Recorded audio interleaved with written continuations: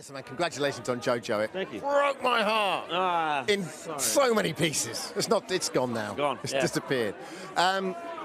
Easy sell when you were trying to find. What's that? Was it an easy sell when you were trying to find finance for it?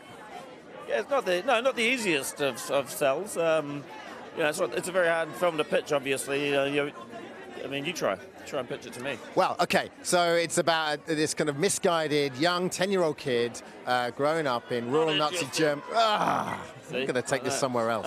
No, it was. I think that the script really spoke for itself. I realised that it was a hard thing to pitch. Those ideas of talking about, especially the war and on the side of the Germans.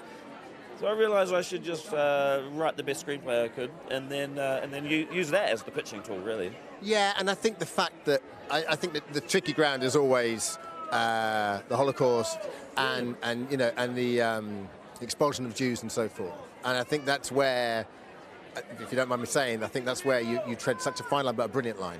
Well, thank you. Yeah, and it was always I think when your intentions are always in the right place, it's not a film that was ever designed to shock or to get cheap laughs. The laughs never come for free. Yeah, there's always a point to them, and there's a real point to the film. And I think that we made the film at the right time as well. When I wrote it in 2011, it wouldn't have had, if I'd made it then, it wouldn't have had the relevance or resonance as it does right now, because globally the world has changed. Yeah. And also, for me, it's sticking in Bowie as well as a masterstroke. So what's that? Sticking in David Bowie as well as a masterstroke. Yeah. Well, I wanted it to feel contemporary as well, having contemporary music. Even the dialogue, the way that the kids speak and everyone speaks is very contemporary.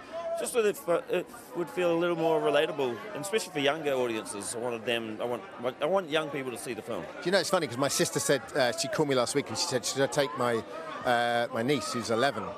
And I just went, yeah, you should. No, and then she came home and I spoke to her and said, what do you think of it? And she said, I loved it. She said, I didn't cry. Said, Mum cried, I didn't cry. Right, yeah. No, I'm hearing more and more people are taking their kids to see it. And I think we need to challenge children anyway, with what we show them, and I think they're smarter than we give them credit for.